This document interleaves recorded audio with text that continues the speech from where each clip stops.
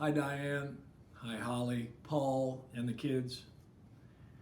Not the best occasion to be celebrating here, but I think it is. You know, we had Al here with us, and he was a buddy for many years. And this is going to be hard, but at the same time, it's going to be easy because Al was what I would consider a very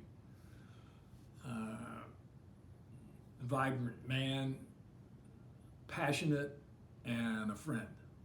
And I can go back a long ways. When I first met you two, Mickey and I came out from Florida with John Werner, and we met you guys at Arch Drive. And within no time, the two girls had found work, and Al and I were still scuffling musicians. And those were great times because they were always trying times, and we were just getting by as two couples and getting to know each other as friends. And I was kind of getting to know Al, who was still Canadian at that point. And I remember you guys requesting me to drive you over to Las Vegas so you could get married. And I said, absolutely. So we took my, I think it was a 1971 Cutlass and drove over to Las Vegas, and you guys get married in a wedding chapel over there. Wham bam. And that was the beginning of your relationship. I watched it grow, and it was awesome. And of course, Holly came along, and then Chris and Matt came along, and families grew. And golly, all this time, I was actually this morning trying to find old photos, and they're all packed away. So I've got a few here. This is when you, the first two I have are when you came to our house when we lived in Green Hills, Tennessee. It was the first house we really had that we owned.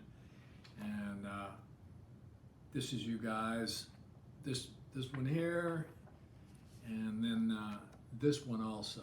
This is on our front porches. And from there, you flew to Nashville a couple times to make sure that you kept our friendship, and long distance as it may have been, you and he wanted to preserve that friendship, and it was hard to do, you know, because of the geographical differences. But I always felt like I was loved, and so let's see. Let's go over, jump a couple decades here. This is one of my trips out to California, and this photo is me with the three of you folks. So I'm assuming this is pre-Paul, or she was probably dating Paul at that period. And there's another one. And then there's the third one of that same trip. And I guess I'm not really getting to Al as a person. He had a great sense of humor, and he had a zeal for life and for music. He was very passionate about what he believed in musically, and knew what he wanted. And he was also very giving, that he would come over to my apartment, our apartment, and I had a little 4-track recorder at that time, and we both kind of got involved in music recording, multi-track recording home. And I was writing songs, and he would come over and play guitar on my songs.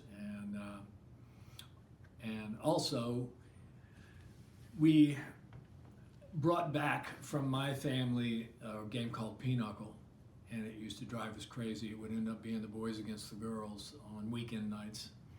And I remember him getting so frustrated at Diane. And this is before Holly and before any of the kids. And us sitting there, and Diane, be one of those, or and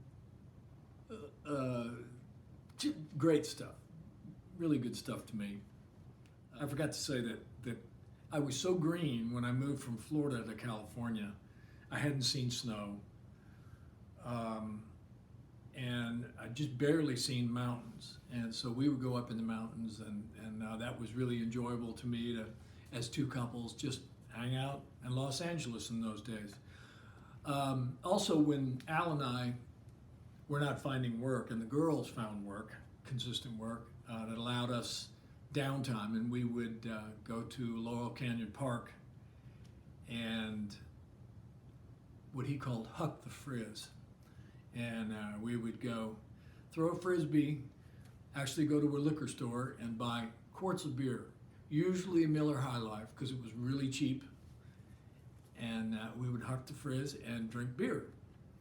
And also, I remember him being Canadian. I hadn't known Canadians before, so he took his time and introduced me to the game of hockey, which was interesting, yet I really never knew what was going on. I knew the stars, and I knew how important it was to him and where he came from. And I do admit this to you now. One time he talked to me, and he laughed at me hard over this. He was talking about, I talk with my parents once in a while up in Edmonton, which sounded like it could have been Alaska to me, or or Siberia. I had no idea. And he said, yeah, we call back and forth. And I said, do you guys have telephone poles out there? I didn't even know what was going on. I didn't know whether they moved mail by dog sled. I didn't know. It seemed so far, and it seemed so remote to me where he was from. So those are good times. And I'm glad you married him, Diane, and made them all legal. This is a photo of him with a banjo. I think he bought this later in life and wanted to try anything with strings on it. He wanted to try it out. He loved the idea of the different sounds of it.